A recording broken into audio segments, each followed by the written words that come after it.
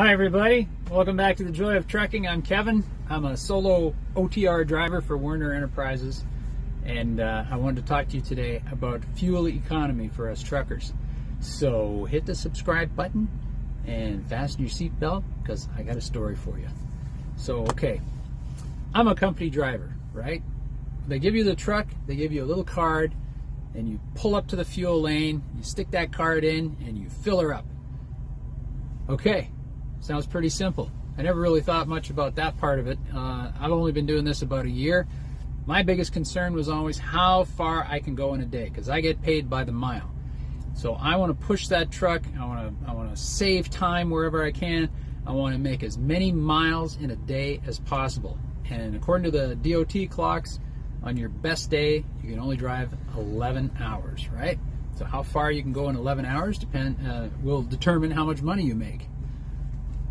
And I didn't think too much about the fuel part of it because I'm not paying for it. So my thinking is if I get that load there faster, it's good for the company, it's good for business. We're all making money, getting the stuff through. But lately, a few things have been stirring the pot a little bit here. I'm starting to have some strange thoughts here. And it all came together when I was in California a couple of weeks ago.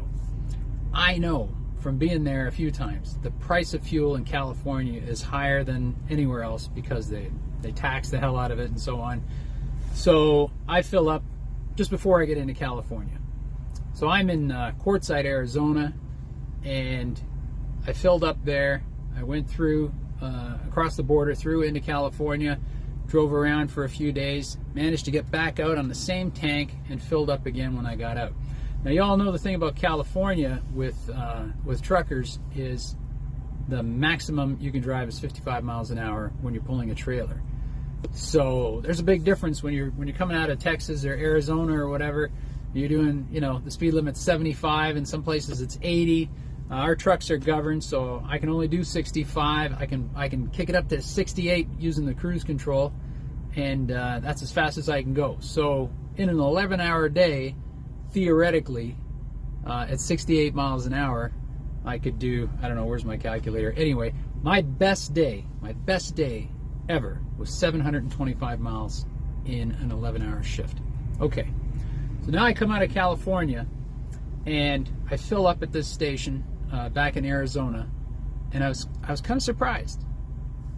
I've been driving this truck since April, and I put over 100,000 miles on it. I usually, one of my trip odometers, I'll zero it every time I fill up. So I know roughly what kind of mileage I'm getting.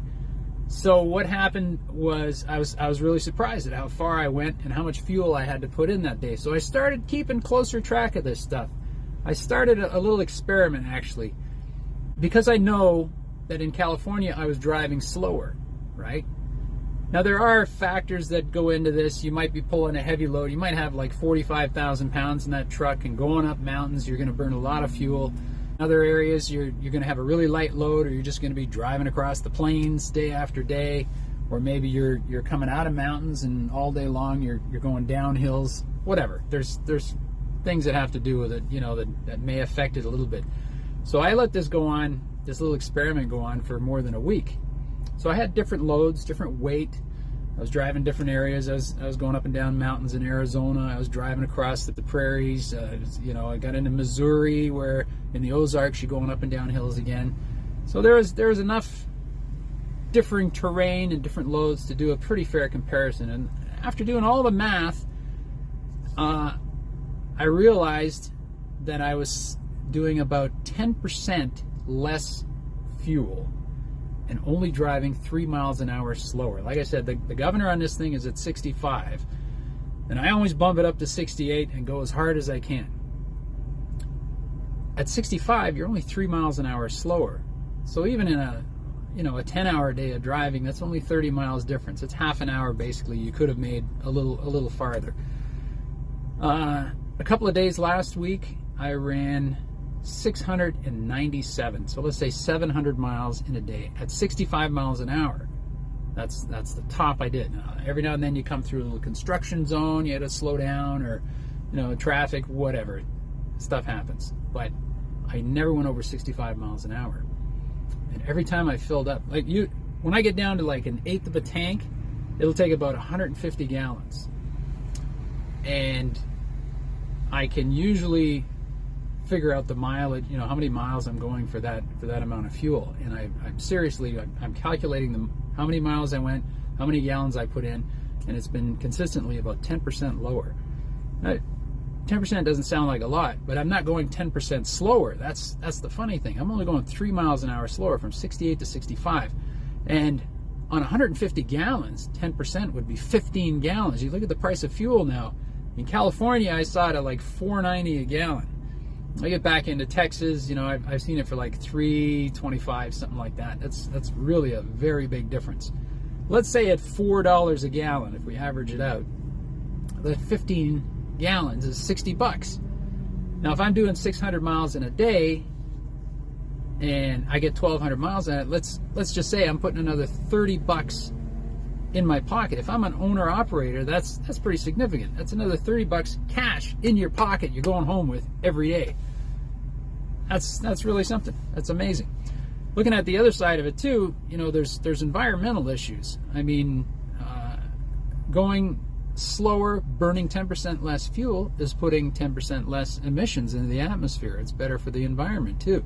It's also 10% less fuel that the oil companies had to manufacture for you. So again, that's an environmental issue. There's something else to think about. Anyway, a lot of companies pay fuel bonus, so if you have that to think about too, it might be good for you to show that you're saving the company money by burning less fuel. And really, you're not taking that much away from your daily drive if you're only going 3 miles an hour slower. So give it some thought. Let me know if you tried that experiment yourself and what you came up with. But the numbers look good. I think I'm going to continue this experiment, keep on going 65 miles an hour. So put your comments below. I want to know what you think and what you found out on your own. Hit that subscribe button. Give me a thumbs up, please. Give me a thumbs up. What do you say? All right, I'll see you down the road.